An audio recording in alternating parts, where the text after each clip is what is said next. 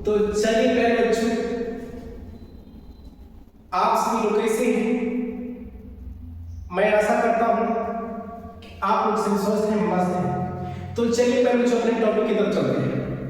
यहाँ पर देख रहे हैं कि बिहार मुख्यमंत्री एग्जाम 2027 का तैयारी करा जा रहा है। इस चैनल को उसी का तैयारी करा जाएगा। New batch last new batch क्या है उसका स्टार्ट भी हो चुका है। तो प्यारे बच्चों, हम जानेंगे जो मेरा मैथ है, मैथ में पहला दिया है चैप्टर जो है वास्तविक संख्या होता है। तो प्यारे बच्चों, वास्तविक संख्या क्या होती है आइए देखते हैं। पहले वास्तविक संख्याएं दो प्रकार की होती है। कौन कौन सी होती है? प्यारे बच्चों,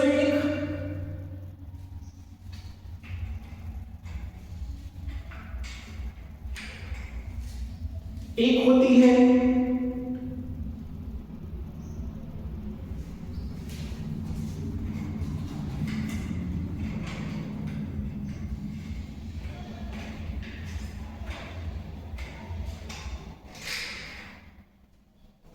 तो पहले बच्चों एक होती है परिमेय संख्या और दूसरी अपरिमेय संख्या।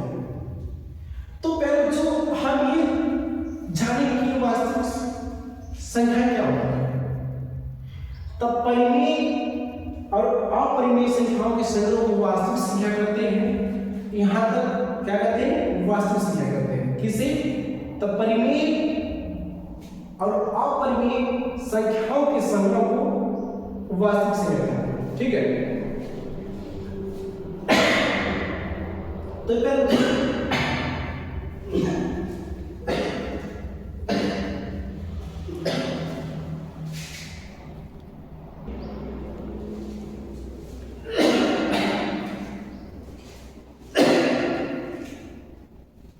प्यारे बच्चों, दो परिमेय संख्या और अपरिमेय संख्या होती है। कौन? वास्तविक संख्या। ठीक है। हम ये जानेंगे कि परिमेय संख्या किसे कहते हैं। तो प्यारे बच्चों, एक वीडियो बना दी है, फिर भी हम बता देंगे इसको। ठीक है। परिमेय संख्या वैसी संख्याएं जो p/q के रूप में लिखा जा सके उसे क्या कहते हैं? परिमेय संख्या कहते हैं। जैसे 2/3 हो गया, 2/1 हो गया, 4 हो गया, 5 हो गया, 10 हो गया। ये सब क्या है? परिमेय संख्या है। फिर जो अपरिमेय संख्या क्या होती है फिर तो वैसी संख्याएं जो p/q के रूप में न लिखा जा सके उसे अपरिमेय संख्या कहते हैं। जैसे √3 हो गया, √5 हो गया, ठीक है, 22/7 हो गया, 3/7 हो गया। क्या है? परिमेय संख्या है। तो चलिए फिर जो आगे देखते हैं। परिमेय संख्या कितने प्रकार की होती है? दो प्रकार की। कौन कौन सी संख्या है? प्राकृत संख्या, पूर्ण संख्या, पूर्णांक संख्या। ठीक है। तो परिमेय संख्या में 3 प्रकार की हो गई, प्राकृत संख्या, पूर्ण संख्या और पूर्णांक संख्या। तो मेरे बच्चों, अब ये भी हम जानेंगे कि प्राकृत संख्या क्या है। तो प्राकृत संख्या क्या है? एक से शुरू होने वाली या गिनती की संख्याएं प्राकृत संख्या कहलाती है। फिर जो कहने का मतलब जो गिनती की संख्या होती है वो स्टार्ट होती है 1 से। उससे हमने 1 2 3 4 जैसे लिखे हैं, 1 2 3 4 ये अनंत तक जाएगा इसमें डॉट इनफिनाइट। फिर जो यानी अनंत, ये संख्या क्या कहलाती है? तो प्राकृत संख्या। अब देखते हैं पूर्ण संख्या क्या है। पूर्ण संख्या क्या है? तो शून्य यानी 0 से शुरू होने वाली संख्याएं पूर्ण संख्या कहलाती है। ठीक।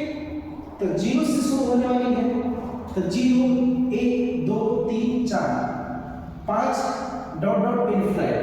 फिर जो है 0 से स्टार्ट होगी उसे हम क्या कहेंगे? तो उसी को हम जो है कहेंगे क्या कहेंगे? क्या कहते हैं उसे? तो हम देख सकते हैं क्या कहते हैं? पूर्ण संख्या कहते हैं। फिर जो बात आ गई पूर्णांक संख्या किसे कहते हैं। अब मेरा प्राकृत संख्या खत्म हुआ, पूर्ण संख्या खत्म हुआ, पूर्णांक संख्या आ गई। तो देखिए पूर्णांक लिखे हैं, पूर्णांक हम बता रहे हैं कि पूर्णांक किसे कहते हैं।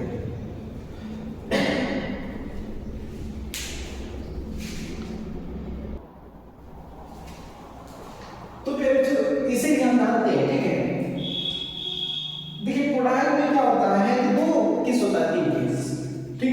क्या होता है देखते हैं।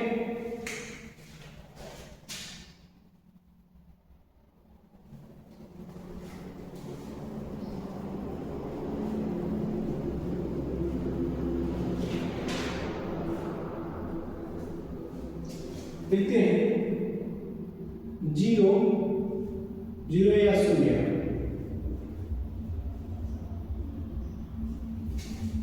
सब 0 सहित 0 सहित सभी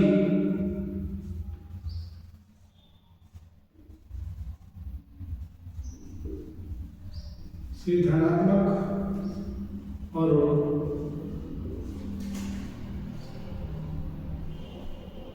धनात्मक और ऋणात्मक संख्याएं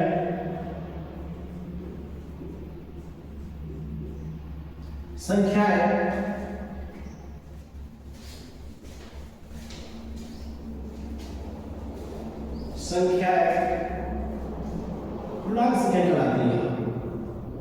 क्या कहलाती है? पूर्णांक संख्या कहलाती है।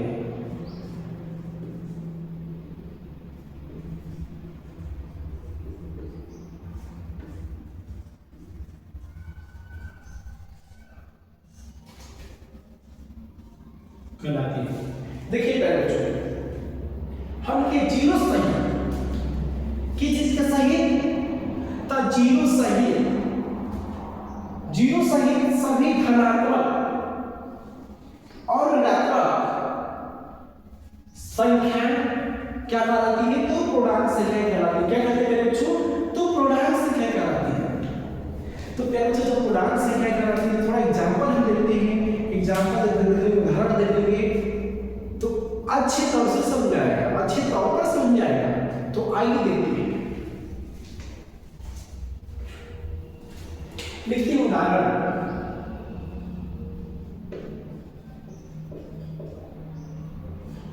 फिर जो उदाहरण हो गया, उदाहरण क्या होगा? 0 सहित धनात्मक और ऋणात्मक।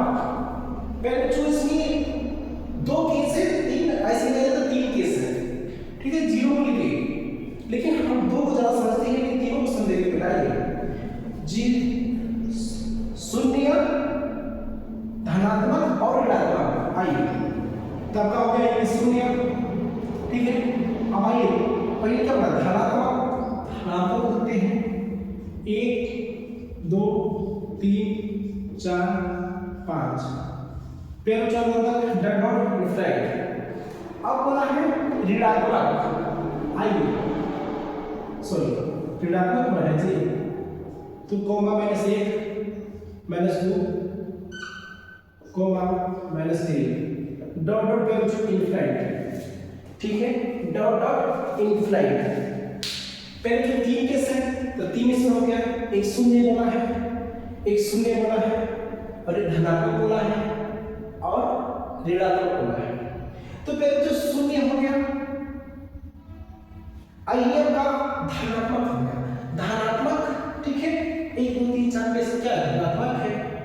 और देखिए ऋणात्मक का है बच्चों, तो -1 -2 -3 यानी और सारी संख्याएं हो सकती है, ठीक है? तो क्या होता है बच्चों? वो धनात्मक और ऋणात्मक संख्या होती है। तो 0 सहित धनात्मक और ऋणात्मक